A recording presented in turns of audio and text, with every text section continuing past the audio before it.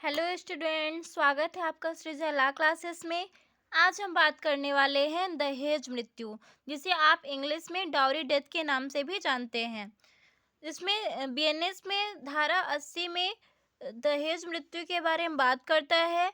इससे पहले हमें आईपीसी लगती थी, जिसमें धारा 304 डी दहेज मृत्यु के बारे में बात करता है। तो चलिए स्टार्ट करते हैं कि दहेज मृत्यु क्या है, इसको हम अच्छी तरीके से समझते हैं।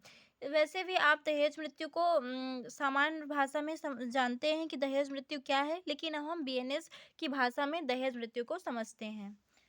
सब सेक्शन 1, जहां किसी महिला की मृत्यु किसी दाह या शारीरिक क्षति द्वारा कारित की जाती है या उसके विवाह के 7 वर्ष के भीतर सामान्य परिस्थितियों से अन्यथा हो जाती है, और यह दर्शित किया जाता है कि उसकी मृत्यु के कुछ वर्ष पूर्व उसके पति ने या उसके पति के किसी नातेदार ने दहेज की किसी मांग के लिए या उसके संबंध में उसके साथ क्रूरता की थी या उसे तंग किया था, वहाँ ऐसी मृत्यु को दहेज मृत्यु कहा जाएगा और ऐसा पति या नातेदार उसकी मृत्यु कारित करने वाला समझा जाएगा। क्या कहता है कि जहाँ किसी महिला की मृत्यु किन कारणों से होती है, किसी महिला की मृत्यु किसी दाह, दाह का मतलब है अग्नि, अग्नि के द्वारा या शारीरिक क्षति द्वारा, शारीरिक क्षति, उसको शारीरिक रूप से प्रताड़ित किया जाता है, उसको मारपीट की जाती है, या किसी विवाह के 7 वर्ष के भीतर उसकी शादी होती है और 7 वर्ष के भीतर ही सामान्य परिस्थितियों से अन्यथा की परिस्थिति हो जाती है। पहले सब कुछ अच्छा होता है, लेकिन कुछ दिनों बाद धीरे धीरे उसको दहेज के लिए प्रताड़ित किया जाने लगता है, तो सामान्य से अन्यथा की परिस्थिति हो जाती है।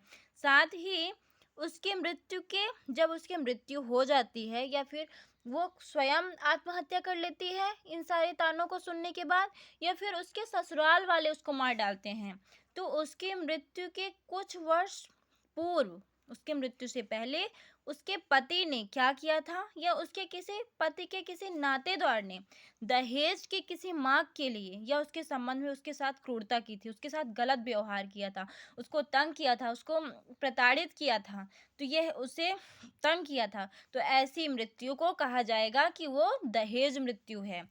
और दहेज की मृत्यु के लिए पति, उसके घर वाले, नातेदार को उसकी मृत्यु के लिए सम कारण समझा जाएगा कि उन्हीं इन्हीं व्यक्तियों की वजह से उसकी मृत्यु हुई है।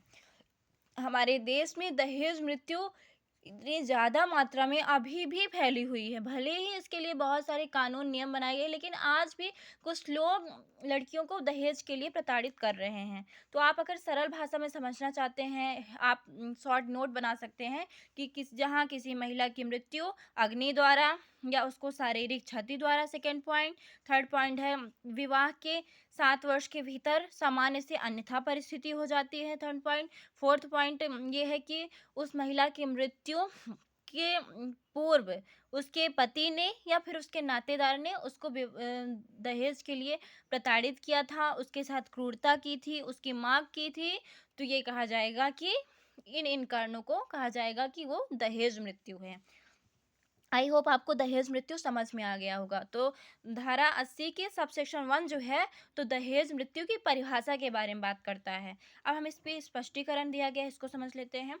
इस उपधारा के प्रयोजन के लिए दहेज का वही अर्थ है जो दहेज प्रतिषेध अधिनियम 1961 का 28 की धारा 2 में है।